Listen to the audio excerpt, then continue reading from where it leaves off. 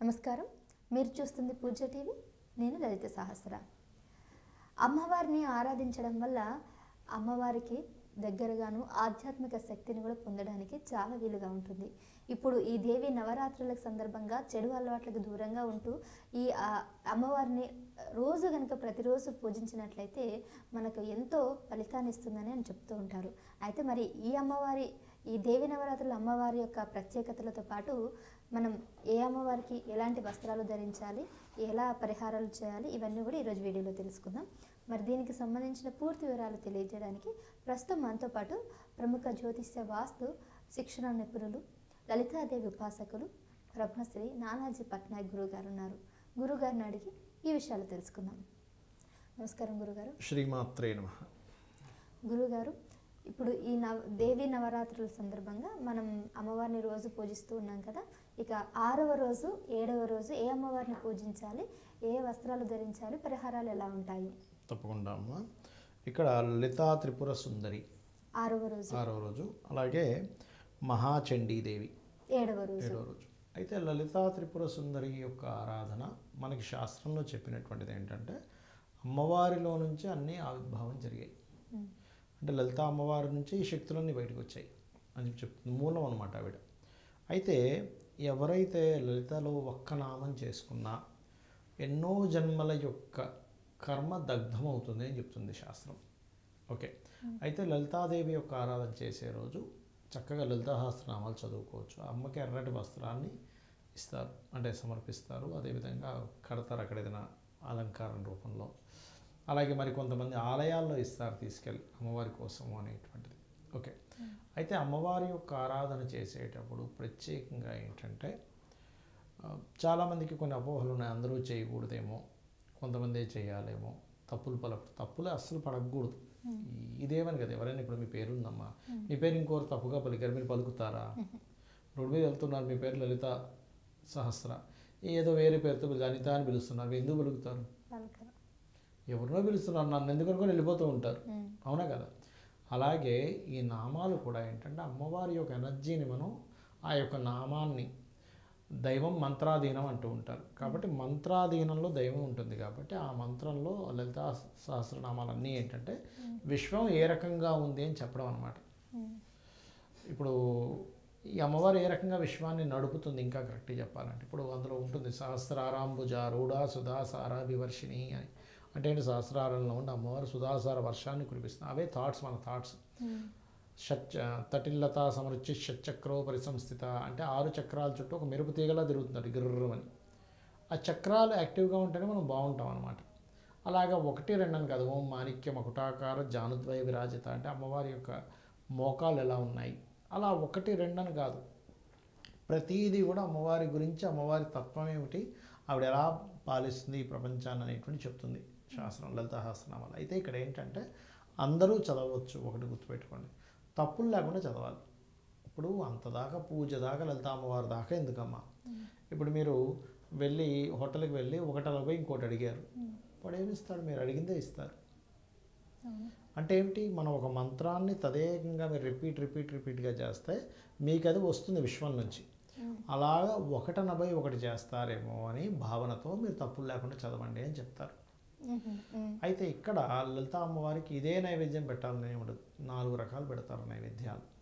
అయితే ఇక్కడ గురుబలం పెరగడానికి పసుపు లేకపోతే శనగలతో చేసిన పదార్థాలు, లేనట్లయితే పాయసాన్నము, అదేవిధంగా గూడాన్నం, ముఖ్యంగా ఎక్కువగా గూడాన్నం పెడుతుంటారు. బెల్లంతో చేసిన పదార్థం. శని దోషములు తగ్గుతాయని, వాళ్ళకి చాలా లేట్ అవుతున్నాయి, ఏ విషయమైనా లేట్ అవుతున్నవి కొంచెం త్వరగా ముందుకు కదలడానికి చేస్తూ ఉంటారు. అయితే ఇక్కడ మనం అర్థం చేసుకోవాల్సిన విషయం ఏంటంటే వేద మంత్రమునకు ఎంతటి శక్తి ఉంటుందో లలితా సహస్రనామానికి అంతే శక్తి ఉంటుంది. ఎందుకు అంటే వాటిని అపౌరుషములు అన్నారు.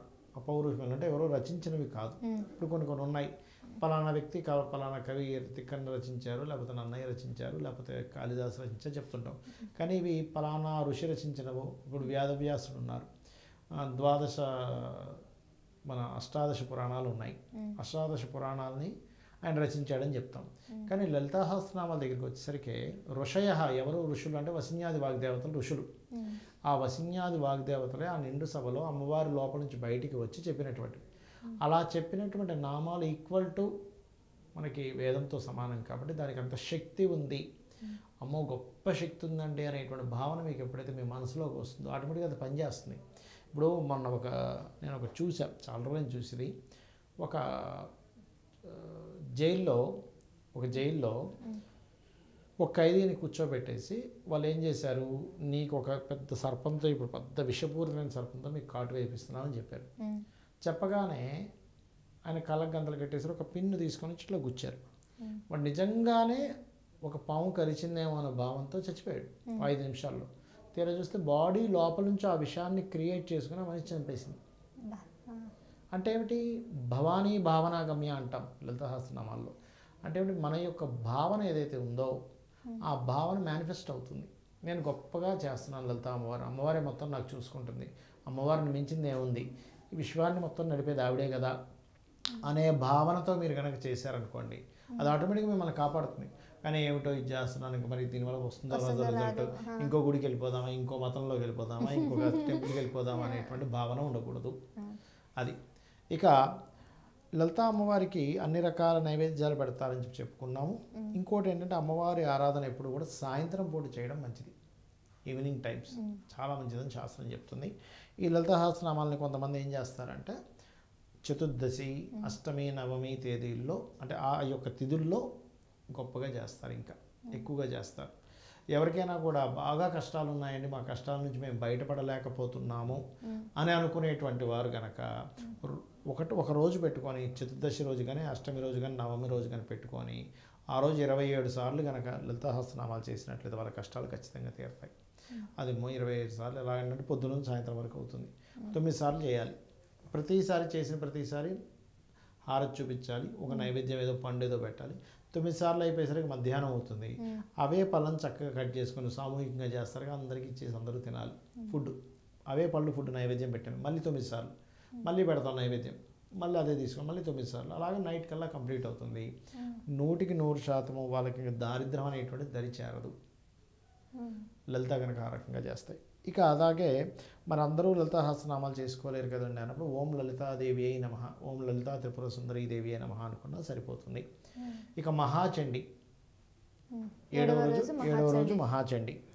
మహాచండి మనకి శాస్త్రాల్లో కలియుగంలో కలౌ చండీ వినాయక అంటారు. అంటే చండీ అమ్మవారు, వినాయకుడు వీళ్ళిద్దరూ త్వరగా తరించేవారు, త్వరగా మనకి ప్రసన్నమయ్యేటువంటి వారని చెప్తూ ఉంటారు. అంటే మనం వాళ్ళకి గనక చేస్తే త్వరగా మనం తరించగలుగుతాము. అయితే ఈ మహాచండి ప్రత్యేకంగా ఎవరికైనా కానీ వాళ్ళ జన్మజాతకంలో కుజుడు కానీ శని కానీ మహాదశలు నడుస్తూ ఆ 2 గ్రహాలు కలిసినటువంటి మహాదశలు నడిచినప్పుడు ఏమవుతుందంటే వాళ్ళ జన్మజాతకంలో వారికి అసలు ఇంత కష్టం నేను ఎప్పుడూ పడలేదు, అమ్మో ఇంత కష్టాలు ఏమిట్రా బాబు అనేటువంటి సిచ్యువేషన్స్ ఉంటాయి.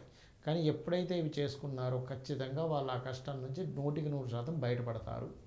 మహాచండి యొక్క ఆరాధన అంత గొప్పది. వాళ్ళకి అనారోగ్య సమస్యలు ఉన్న, తీవ్రమైనటువంటి కష్టాలు, లేకపోతే ఎవరో ఏదో ఫాల్స్ కేసు పెట్టారు, ఈయనకి లోపలికి వెళ్ళిపోయాడు జైల్లోకి, అలాంటప్పుడు కూడా అమ్మవారు ఖచ్చితంగా కాపాడుతుంది. చండముండుల్ని సంహరించింది అమ్మవారు, అందుకే చండిక అనేటువంటి పేరు కూడా పిలుస్తూ ఉంటారు మహాచండిని.